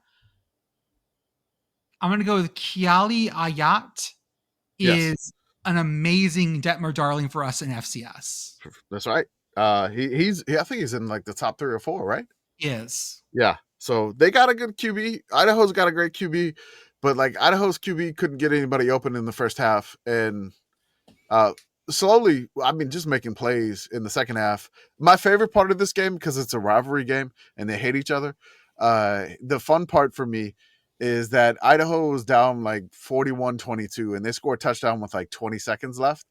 And all the Idaho cheerleaders and stuff were running the flag across the Montana end zone, and the whole crowd was just booing. It was like 20 seconds left, and then like running the flags like, yeah, Idaho. It's like it's over at this point. And onside kick, whatever, Montana gets it, they win by like 11. But they score like the garbage time touchdown. But Idaho's still like, whatever, we're gonna throw the flags in your face no matter what. Y'all may have won this, but you got to look at my flag. Eastern Kentucky beats Nichols. Commish, this is our Spinach and a loss. Spinach Team in the loss, FCS wise. Nichols, they had 7 points on 330 yards. They lost by 20, 27-7, despite outgaining Eastern Kentucky by 27 yards. Okay, that feels less crazy. Yeah. Big win for Incarnate Word, 38-7 over Abilene Christian. UTRGV loses their first game in program history against Southeastern Louisiana, 45-31. UTRGV hung with them, which makes me feel less worried about the rest of the Southland slate. I wanted to say like UIW, like huge win there because Abilene Christian was number 12. UIW had fell out the rankings. They were like preseason number 4 or 5. So UIW is probably back in the rankings now. Big win for Lamar down in Beaumont. Central Arkansas came down 35-32. The Cards hung on. Yeah, Lamar should stay ranked. Dayton destroyed Stetson, which was phenomenal. I love that for the Flyers. And then, of course, Presbyterian marches on to 5-0. The Blue Hose are 5-0, 41-0 over Florida State. The Blue Hose. They're sitting at 5-0. 5-0. Hose. Morehead State had the longest non-scoring drive of the week. They had a 16-play, 77-yard drive, down 41-0. They did this. They got all the way down. 10 minutes and 2 seconds. They got all the way down to 4th and goal on the Blue Hose 1-yard line, and they threw an interception. Oh, no. Oh, buddy. I'm sorry. Also, it said Morehead State had a 75-yard punt for the longest punt of the week. And then I looked at the video, and I'm like, this is only like a 45-yard punt. This is bullshit. And so that's why I gave it the 69-yard punt to TCU. It's because the punt crossed the international date line. Is that how that works? Yeah, in South Carolina, there's the international date line. I mean, the punt crossed different area codes. Hose. Richmond beats Howard 13-12. Howard has basically 41 minutes of time of possession. Richmond has 42 minutes. Yeah. Richmond has 15 and Oh, still wow. lost the game. Yeah. It still lost 13. Howard got a safety on the Spiders, and they were up 9-0 at one point in this game. Just two absolutely horrific turnovers for the Bison, and the Spiders win this game 13-12. If you could have, they're not like scoop and score, not pick sixes, but like they're so bad. Howard, you should have won this game. Penn and Lehigh was a lot of fun. Lehigh fake field goal. The best part was that the holder was a wide receiver. And no one noticed. No. He's always the holder. Oh, I'm watching. No. Number 9 for Lehigh is always the holder. He's the holder on the extra points, holder on the field goals, and one he just took off. And this wide receiver, I think I'm trying to find it. Number 9 for Lehigh. He's incredible. He had a double coverage touchdown catch, and he got pass interfered with and still came down with it. Phenomenal. When I saw the Penn turnover drum too, it was a weird one where the ball doinked off of a Lehigh returner, and then Penn was able to recover it. It was a weird one. He could have been blocked into the man or something like that, but they still did it. And it was phenomenal. And I know y'all have opinions on how you're supposed to bang a drum, but picture, there was no muffling. It wasn't rotated. It was a bass drum. It was a nice concert bass drum too. I don't even know, man. I don't know. They got money to spend on drums, I'm sure. Mm-hmm. Yeah. Dartmouth is 2-0. They beat Central Connecticut State. 50-yard touchdown pass with 27 seconds left to win. It was so good. But most importantly, Dartmouth has a player whose name is Konstantin Spork. That's with an umlaut in the last name. Yes, he's number 69, and he was in the season preview for Dartmouth in the Ivy League. He is number 79 per he's not. screenshot I have. No, he's 69 for this year. He changed his number. That's fantastic. Right. I say number 69 because he's a spork. You got to go both ways. Harvard beats Brown 41-7.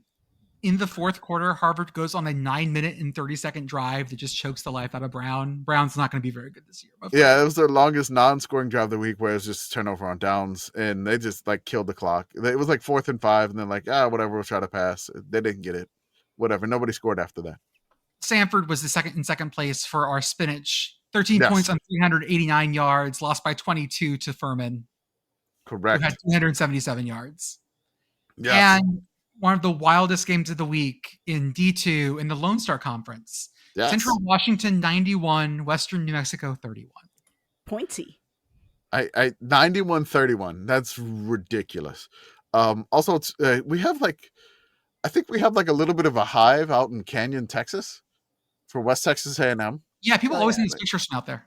They always send us pictures out there, and I just wondered if it's because they're only 22 miles away from the 72-ounce steak challenge in Amarillo, Texas. Probably. Maybe. Okay, folks, that is all of week 3 from top to bottom. We will see you guys back on Thursday, where we will discuss week 6. ULM did it, baby! Woo! No more! Go to hell, Red Wolves!